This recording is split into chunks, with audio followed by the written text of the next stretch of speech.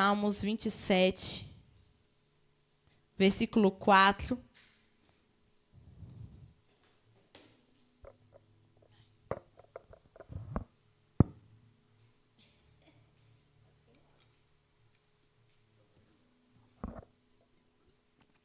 Amém. Olha o que Davi está falando aqui.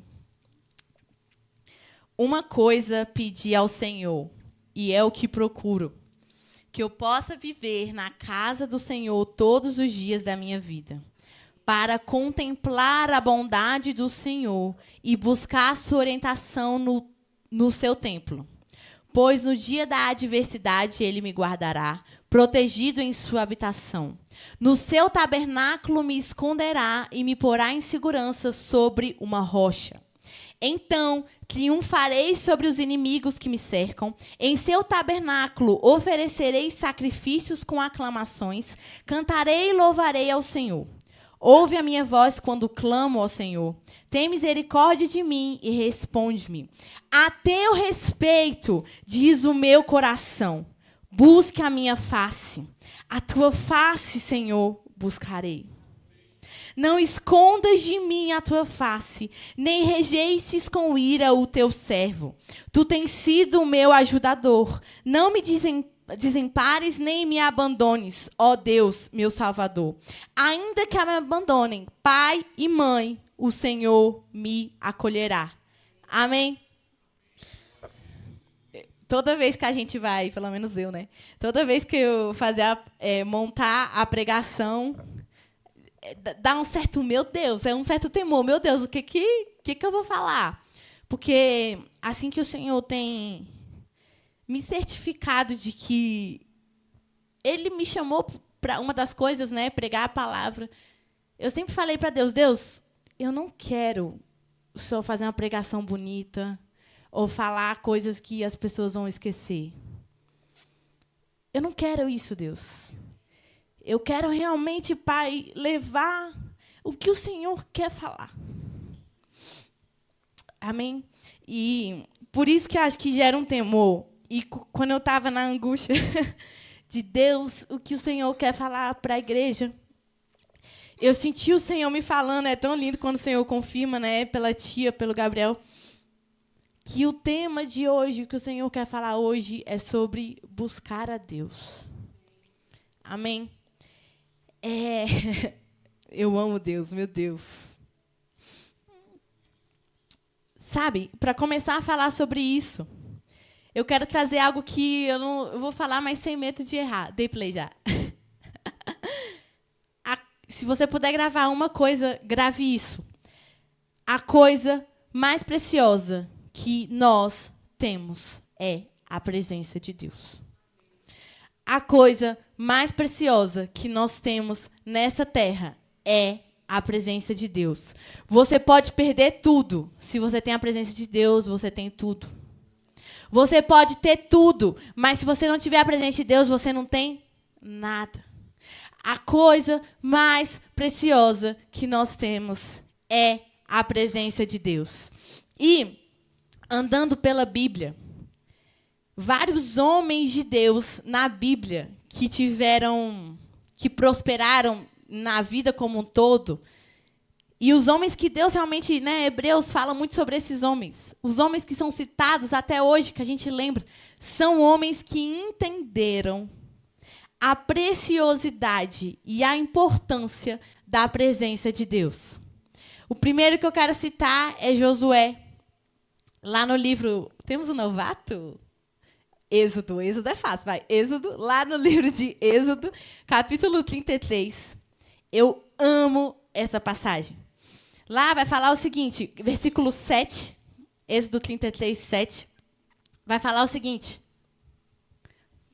Moisés costumava montar uma tenda fora do acampamento a certa distância. Ele a chamava de tenda do encontro. Quem quisesse consultar o Senhor ia à tenda do encontro fora do acampamento. Só os ímpares. Pula para o 9. Moisés costumava montar... Não, o 9. Assim que Moisés entrava, a coluna de nuvem descia e ficava à entrada da tenda, e enquanto o Senhor falava com Moisés. O 11. O Senhor falava com Moisés face a face, como quem fala com um amigo. Depois, Moisés voltava ao acampamento, mas Josué, filho de Num, que lhe servia como auxiliar, não se afastava da tenda. Para mim, Moisés é um grande homem da presença de Deus. Mas esse final aqui é muito lindo. O que Moisés deixou para Josué foi a busca da presença. Enquanto Moisés ia lá, Josué, ele não saía. Talvez ele não tinha permissão para entrar, talvez mas ele não saía de perto da tenda. E olha quem virou Josué. Moisés também, aqui palavras minhas, ele era viciado na presença de Deus. Moisés, gente, ele ficava 40 dias sem comer e nem beber. Na Bíblia fala que Jesus ficou com fome e sede. Ele deve ter ficado, né? Mas enfim, nem Moisés fala isso. Moisés, acho que ele era tão assim, viciado na presença, que ele subia no monte, 40 dias sem beber nem comer, descia, via a bagaceira que estava, depois ele subia de novo. Já emendava 2 jejuns, né? E Davi, ele era desesperado pela presença de Deus. Davi, ele era desesperado pela presença de Deus. Salmos 27 vai falar assim: uma coisa pedi ao Senhor, e é o que eu procuro, que eu possa viver na casa do Senhor. O que é isso, casa do Senhor? Ele não queria estar no local. Ele queria estar todos os dias da vida dele, na presença do Senhor. O que um homem que tinha tudo, ele poderia falar para nós o que era o mais valioso. Era estar todos os dias na presença do Senhor. E aí, lá em Atos 15, tem uma discussão bem interessante. Jesus, ele veio, e aí, quem andava com Jesus era só os judeus, né? Os 12 discípulos, eles eram judeus. E aí, depois que Jesus subiu, o Espírito desceu, os discípulos ainda não tinham entendido que era para todo mundo, entendeu? Que Jesus era para todo mundo, que era para os gentios.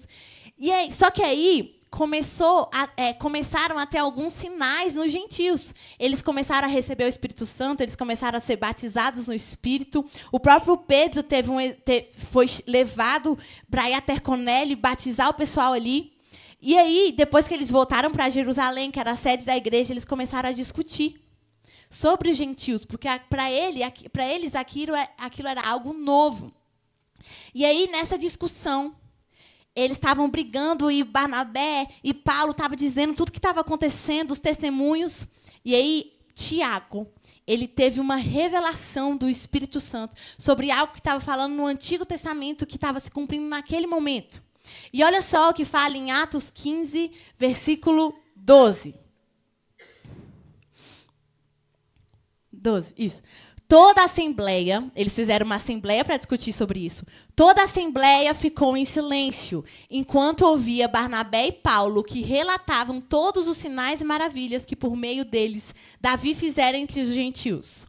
Quando terminaram de falar, Tiago tomou a palavra e disse: irmãos, ouça-me. Simão, no caso Pedro nos expôs como Deus no princípio voltou-se para os gentios, a fim de reunir todas as nações, um povo para o seu nome. Concordam com isso as palavras dos profetas que está escrito? Depois disso, isso é o que está escrito no Antigo Testamento. Depois disso, voltarei e reconstruirei a tenda caída de Davi, ou o tabernáculo de Davi.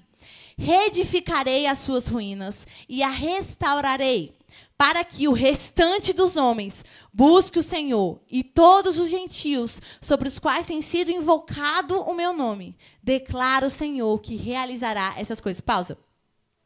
Volta. Para que reconstituirei o tabernáculo de Davi, para que o restante dos homens busque o Senhor, e todos os gentios invoquem o meu nome. Passa.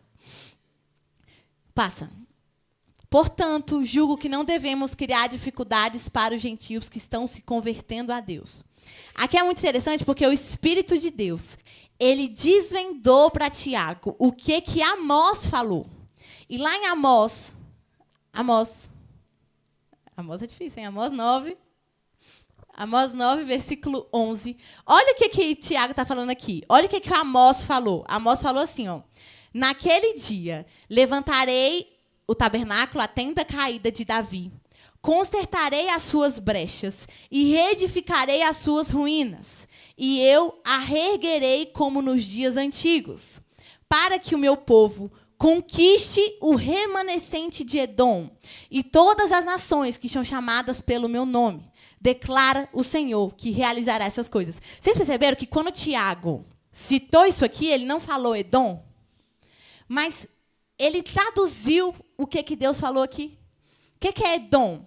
Vocês lembram que tem Abraão, Isaac e Jacó? Jacó tinha um irmão que era Esaú. Esaú era para ser o primogênito, só que ele, cuidado com a comida, ó, ele vendeu a sua primogenitude por causa de uma refeição, e Jacó virou o primogênito, né? Edom é quem não é, quem é da tribo não, né? Mas a descendência de Esaú. Então, Edom representa todos os não-judeus.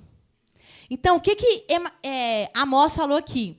Eu vou reconstruir, vocês vão entender, eu vou reconstruir a tenda, o tabernáculo de Davi, para que o meu povo, os judeus, traga os remanescentes de Edom, traga os gentios. Então, eles estavam discutindo sobre isso, e aí Tiago teve uma revelação de que, olha, Deus está reconstituindo o tabernáculo de Davi para que nós, os judeus, pregue para trazer os gentios. Amém? E aí, o que eu quero trazer sobre isso é: o que é esse tabernáculo de Davi?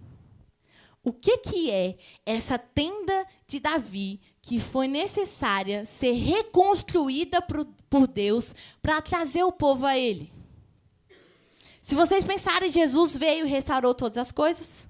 Ele veio para os judeus e depois os judeus foram pregar o evangelho para os gentios. Mas, se a gente olhar o que é o tabernáculo de Davi, no Antigo Testamento, Deus tinha casas, certo? Tem 4 casas que Deus ele teve nesse tempo. A primeira foi o tabernáculo ou a tenda de Moisés. Deus, ele deu uma revelação para Moisés lá no monte, e essa tenda representa Jesus, que aí tem aquilo que a gente já conhece, do santo, santíssimo, tananã, aquilo que todo mundo pula na Bíblia, né? Ah, a cortina da cor vermelha, tananana, tudo isso tem um significado. Mas isso aí, e a tenda de Moisés, ela mudava de lugar conforme eles andavam. Essa é a primeira casa de Deus. Depois, pulando, teve o Templo de Salomão. O Templo de Salomão foi um templo com muita riqueza. Salomão era tão rico, que a prata nem valia nada. E ele levou tudo isso para o templo. Então, era o templo mais glorioso e bonito que teve. Nenhuma outra construção da terra foi tão gloriosa como o Templo de Salomão. E aí, depois, destruíram, Nabucodonosor destruiu o Templo de Salomão. E aí, depois, com Neemias e Esdras, teve o Templo reconstruído de Salomão, que foi o Templo de Jesus. Quando Jesus ele foi e deu chicote lá na galera, era esse templo. Esse templo era 2 vezes maior que o Templo de Salomão, mas ele não era tão glorioso como o Templo de Salomão. Mas, antes do Templo de Salomão, teve um outro templo, que foi o Tabernáculo de Davi. E é muito interessante a gente saber o que é esse Tabernáculo de Davi, porque Deus, na nossa era pós-Jesus, ele quer reconstruir esse tabernáculo de Davi. Então, por que Deus, através de Amós e através de Tiago, não falou que queria reconstruir o templo de Salomão na sua grandeza, ou o templo reconstruído, que era 2 vezes maior, ou até o de Moisés, que veio através de revelação? Por que foi o tabernáculo de Davi? Então, o que tem no tabernáculo de Davi? Primeiro, vamos lá. O tabernáculo de Davi tinha a Arca da Aliança, que era a presença de Deus. E lá no tabernáculo de Davi, não tinha sacrifício de sangue. Davi, ele entendeu tanto que o que Deus queria não era sacrifício de sangue, mas obediência, que lá só tinha sacrifício de paz, que era de louvor e adoração. E lá os sacerdotes adoravam 24 horas. O povo fala da escala 6x1, né? Que é a escala 7x0. 24 horas, 7 dias por semana. Não tinha pausa, não tinha intervalo. Então, o tabernáculo de Davi foi um tabernáculo construído para apenas um fim, que era a adoração. Só para adoração. Também acredita-se que no tabernáculo de Davi não tinha véu. Se vocês olharem, a Bíblia fala que Davi era sacerdote. Mas naquela época não podia Davi, vindo da tribo de Judá, ser sacerdote. Mas ele era tão desesperado por Deus que Deus permitiu que ele acessasse a presença. Amém? E o que eu quero trazer com toda essa história e tananã, tananã? Que para nós trazer as pessoas, para nós evangelizarmos, para nós fazer de fato o que o Senhor quer para nós, o tabernáculo de Davi em nós tem que ser reconstruído. Que é um tabernáculo de 100% de busca, 100% de adoração. E se vocês observarem, a Bíblia toda está falando sobre buscar o Senhor. Toda hora. Quando Deus fala assim para Josué, Josué 1:8, medita no meu livro, tananã, de dia e de noite. Significa, me busque de dia e de noite. Quando ele está falando lá no Novo Testamento, orai sem cessar, me busca toda hora. Então, a todo momento, na Bíblia, desde lá do início até lá no final, está dizendo, me busca. Amém? E o que Deus quer reconstruir em nós é um lugar, um tabernáculo, uma tenda, seja lá como você quer chamar, de 100% de busca e adoração. Amém? E eu não sei se vocês, eu estava ali no louvor, não sei se vocês perceberam, mas Deus tem falado isso para nós como igreja já há muito tempo. A Camila não está aqui. Danilo, Camila, espero que você esteja me ouvindo. Está, né? Eu fiquei sabendo. No dia que eu pedi para a Camila, sem ser na última vez, na outra vez. Camila, olha, muito usado por Deus, viu? Muito. No dia que eu pedi para a Camila trazer a oração, que nem o Gabriel fez hoje, ela falou assim, Dandara, eu estava orando e eu senti Deus quer que a igreja busque Ele. E ela teve até um temor de falar para a igreja, né? Mas, gente, eu falei, Camila, isso não é errado falar. Por quê? É isso que Deus está falando toda hora. E se Deus está dizendo isso, é porque nós precisamos buscar mais a Deus. E tudo isso que o pastor falou no culto, de obedecer a palavra e tudo mais, é buscar a Deus. Isso que a Titiara falou, sabe, quando você busca a Deus, você se transforma totalmente. Buscar a Deus não é o fim, é o início. Amém? E é interessante que Davi é uma representação do crente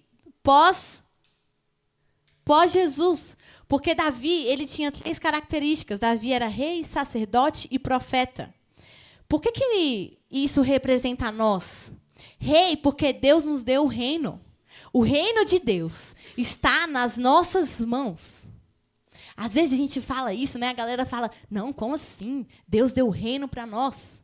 Deus deu. A Bíblia fala que Deus vai nos coroar. Nós somos co-herdeiro dos reis. Deus nos deu o reino. Nós somos sacerdotes. Em Atos capítulo 1 fala que Deus constituiu um reino de sacerdotes. E qual é a principal função do sacerdote?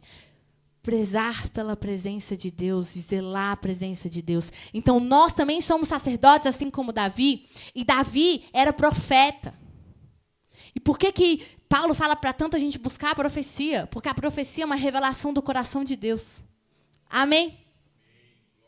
Vocês estão comigo? Ai, deixa eu ver onde eu parei. Ok. Ok. Por isso que a coisa mais preciosa que nós temos é a presença de Deus. E o que é a presença de Deus, gente? É o Espírito Santo. É a coisa mais preciosa que nós temos. Sabe, o que diferencia eu de um não cristão. Não é a bondade, porque Jesus fala que ninguém é bom. Bom é só o Pai.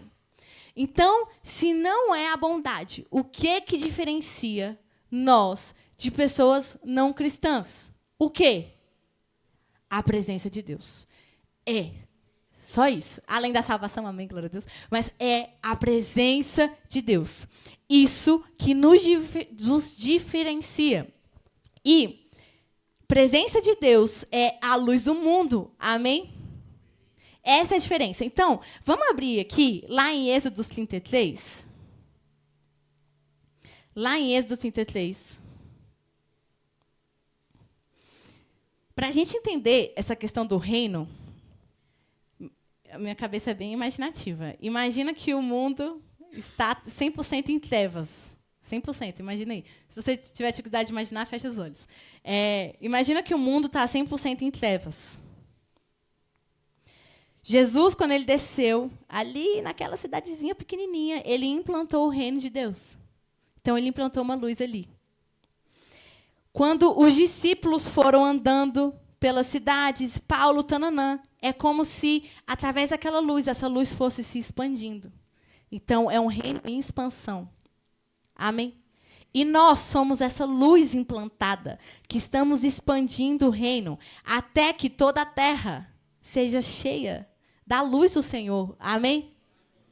O Juan até olhou para mim, eu lembrei uma coisa que ele falou, né? Quais são os nossos frutos? Isso nunca saiu da minha mente. Quais são os nossos frutos? Um fruto do reino só pode ser o próprio reino. Então, toda vez que a gente está dando fruto, a gente está expandindo o reino com o próprio reino. Amém? Lá em Êxodo 33, vai falar o seguinte. Versículo 12. Vou pegar aqui, que eu acho que eu pulo algumas coisas. Olha só. Disse Moisés ao Senhor, tu me ordenaste. Disse Moisés ao Senhor, tu me ordenaste, conduz esse povo. Mas não me permite saber quem vai comigo? Dissestes, eu conheço pelo nome e de você tenho me agradado. Se me ver como agrado, revela-me os seus propósitos, para que eu te conheça e continue sendo aceito por ti. Lembra-te de que essa nação é o teu povo. Pausa. Moisés está no momento de busca aqui com Deus. Ele falou assim, Senhor, o Senhor se agrada de mim, o Senhor fala que está comigo, então me revela a tua glória. Olha lá no 15. Então Moisés declarou para Deus, se não fores comigo, não nos envie. Como se saberá que eu e o teu povo poderá contar com teu favor se não nos acompanhares? Quem mais, olha isso, quem mais poderá distinguir a mim e ao teu povo de todos os demais povos da terra? Moisés teve essa revelação. O que pode me diferenciar de nós, de todo o povo da terra, se o Senhor não estiver comigo? Então, o que pode me diferenciar? O que pode? Moisés está ali, em cima do monte, falando, Senhor, se revela a mim. Porque o que pode me diferenciar de outro povo se o Senhor não estiver comigo? Se a tua presença não estiver em mim? Não é isso? Aí, olha só no 17. Então, o Senhor disse... Argumente com Deus, gente. Argumente com Deus. Então, o Senhor disse a Moisés, farei o que me pede, porque tenho me agradado de você e o conheço pelo nome. Então disse Moisés para Deus, peço-te que me mostres a tua glória. E Deus respondeu, diante de você farei passar toda a minha bondade, e diante de você proclamarei o meu nome, o Senhor. Terei misericórdia de quem eu quiser ter misericórdia, e terei compaixão de quem eu quiser ter compaixão. 21. E prosseguiu o Senhor, há um lugar perto de mim, onde você ficará, em cima de uma rocha. Quando a minha glória passar, eu colocarei numa fenda da rocha e o cobrirei com a minha mão, até que eu tenha acabado de passar. Então, tirarei a minha mão e você verá as minhas costas. Gente, é muito forte isso. Moisés era o homem que mais conhecia a presença de Deus. E ele entendeu que a única coisa que ele podia se diferenciar era a presença de Deus. Então, mesmo estando no monte, mesmo vendo a sarça pegando fogo, mesmo tendo as maiores experiências que nós até queremos ter, ele queria mais. E ele sabia que para continuar, ele precisava de mais. Ele precisava da presença de Deus. E olha só isso. Aí Deus passou por ele, e lá em Êxodo 34, lá no versículo 29, vai falar o seguinte. Ao descer do Monte Sinai, depois de Deus ter passado por ele, ao descer do Monte Sinai, com 2 tábuas do testemunho nas mãos, Moisés não sabia que o seu rosto resplandecia por ter conversado com o Senhor. 30. Quando Arão e todos os israelitas viram Moisés com o rosto resplandecente, tiveram medo de se aproximar dele. Pula para o 33. Quando acabou de falar com eles, cobriu o rosto com véu. 35. E viam que o rosto de Moisés resplandecia. Então, de novo, Moisés cobriu seu rosto com véu até entrar para falar com o Senhor. É forte. Gente, Moisés, ele buscou tanta presença de Deus. Deus mostrou a presença dele, que quando ele desceu do monte, não tinha como esconder. Isso aqui é ser luz do mundo.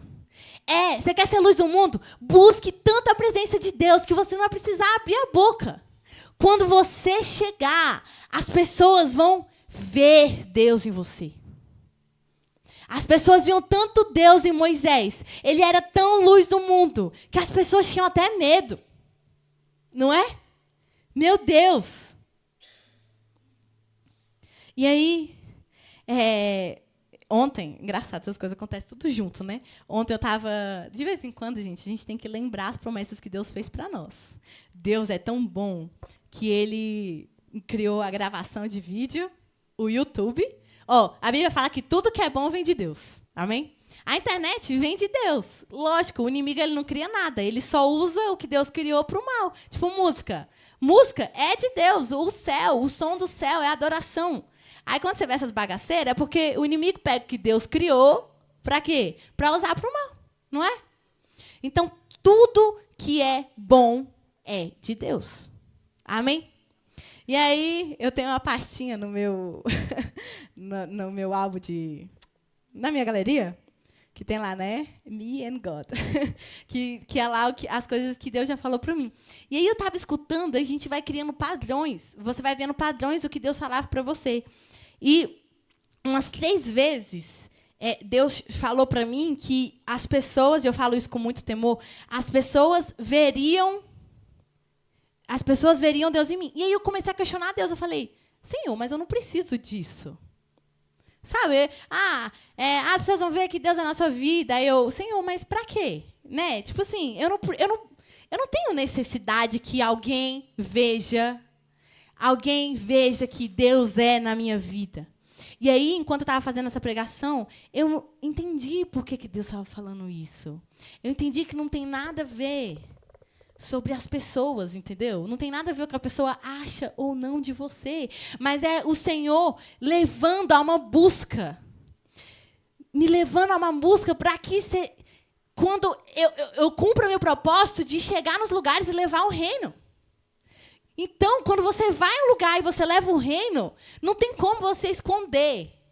Moisés até tentou, né? Com véu. Mas não tem como você esconder, porque vai ser óbvio que Deus existe e Ele está ali levando através de você. Isso é ser luz do mundo. Mas nós só vamos ser luz do mundo quando nós estivermos na presença de Deus. Amém? E outra coisa que Moisés fazia é que ele ficava, que a gente leu aqui, ele ficava com véu, não é? E aí, quando ele ia para a presença de Deus, ele tirava o véu. E foi aquilo que o Gabriel falou. Se a gente quiser, de fato, estar na presença de Deus e ver face a face, é você chegar na presença de Deus com um propósito. Você chegar na presença de Deus desnudado.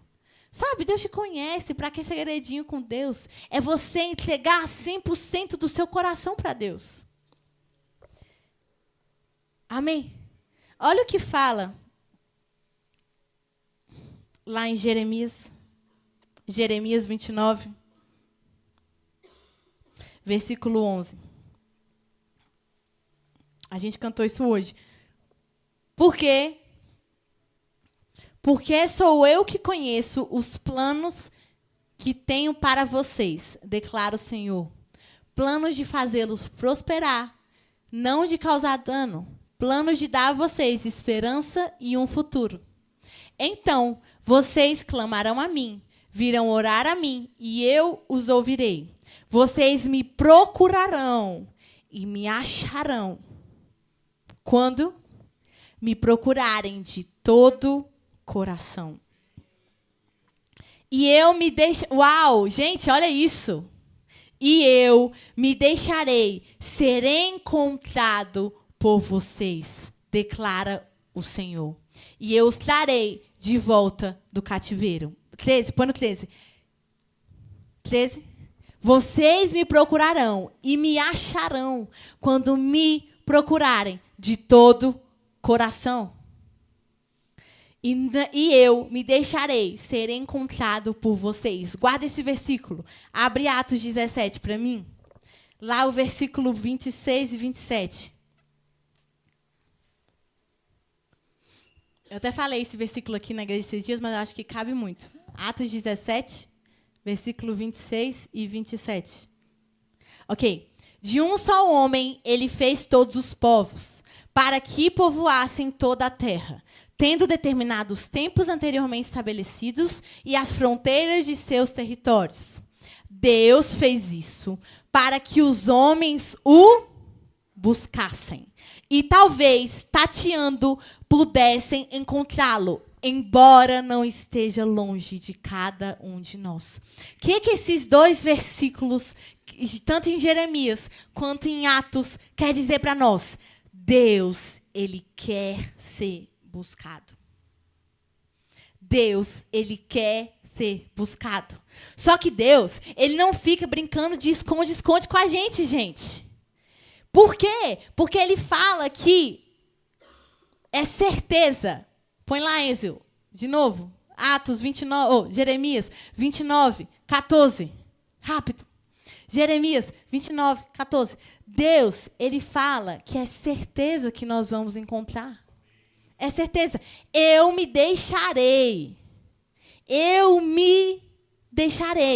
ser encontrado por vocês. Gente, que promessa que nós temos, amém?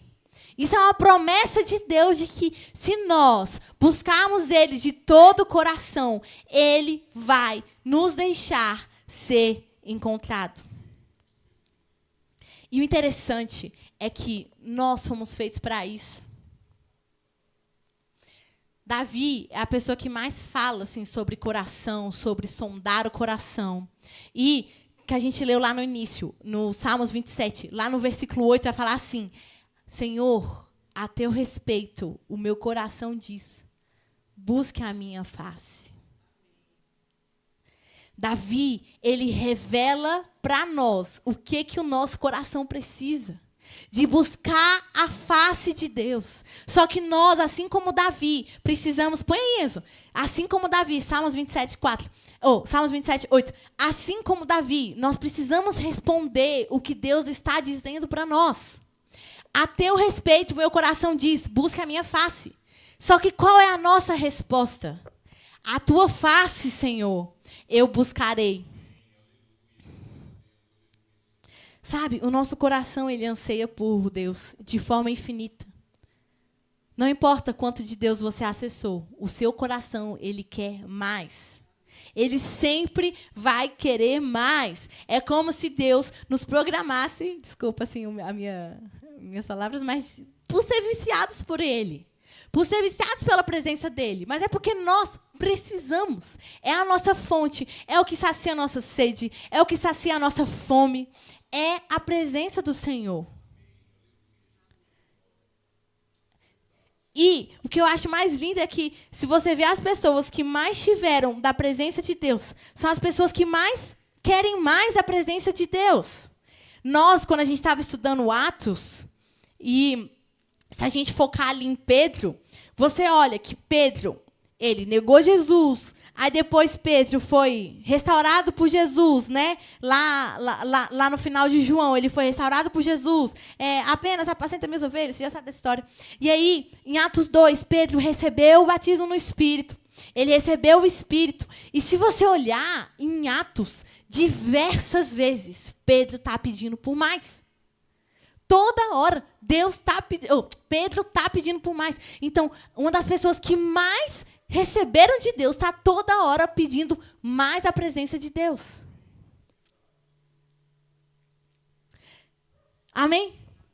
Então, nós somos homens e mulheres que Deus programou, vamos dizer assim, para ter fome e sede por Ele. Fome e sede por Ele. E o que a gente vê no mundo? As pessoas colocam essa fome e sede em outras coisas. Então, se você olhar pessoas ricas, sempre estão querendo mais dinheiro, não é? Só que todas as outras coisas que as pessoas colocam um fim, uma busca, não consegue saciar. E vamos supor que você consiga todo o dinheiro do mundo, uma hora vai acabar. Se você, sei lá, você é viciado em qualquer outra coisa, uma hora isso vai acabar. Porque todas as coisas têm um fim. Só que Deus está prometendo para nós saciar a nossa fome e saciar a nossa sede com algo que não tem fim, algo que Ele sempre pode derramar mais. Porque Deus, Ele é uma fonte inesgotável. Está escrito até ali, né? Olha ali. Deus, Ele é uma fonte inesgotável. E aí já estou finalizando, mas eu acho que Deus, Ele me colocou hoje para pregar sobre isso, porque eu sempre, no meu início, nesse negócio de buscar Deus, eu sempre fui um pouco frustrada, né? E aí, quando o Senhor ele vai te ministrando... Calma aí, depois te falo. Quando o Senhor... Mas está perto já, pode preparar aí, Lumão. Quando o Senhor ele vai te ministrando, Ele vai te ensinando as coisas, né? Enfim, vocês vão entender. Aí, o que acontece? Sempre nessa minha busca com Deus, eu sempre fui uma pessoa de muita performance. Eu fui criada, assim, na performance. Então, e isso não é ruim. Mas, então, por exemplo, você tem que passar na universidade. Isso depende de quem? De mim, não é? Do meu esforço, de eu estudar, de eu fazer o melhor. Se eu não fizer, não vai acontecer mágica. Isso depende. Então, essa questão da performance é bom, porque traz para nós uma responsabilidade que nós realmente precisamos ter. E isso em diversas áreas, sabe? Só que, infelizmente, ou felizmente, sei lá, eu trouxe muito isso para o meu relacionamento com Deus. No sentido de, eu só vou ter experiências com Deus se eu buscar muito. Calma que tem uma linha muito tênue nisso, ok? Mas, então, Deus vai fazer as promessas dele se eu estiver buscando 2 horas de devocional. Ou então, o Senhor, e isso não era uma coisa que eu falava, mas era uma coisa assim, inconsciente, que o Senhor ele só me ama se eu estiver buscando Ele. E isso não é verdade. E por que eu me frustrava tanto? Porque eu não conseguia ser perfeita nessas coisas. Eu sempre gostei de fazer devocionais muito longos, né, de escrever e tananã. Só que no meu dia a dia eu não conseguia fazer isso todos os dias. Então eu ficava naquele 880. E aí quando eu não conseguia fazer, parecia que, nossa Deus, eu nunca vou conseguir te buscar como eu tenho que buscar. Eu nunca vou conseguir alcançar. Eu falava assim, Deus, as suas promessas, eu não duvido do Senhor. Eu acredito que o Senhor vai fazer. Sabe?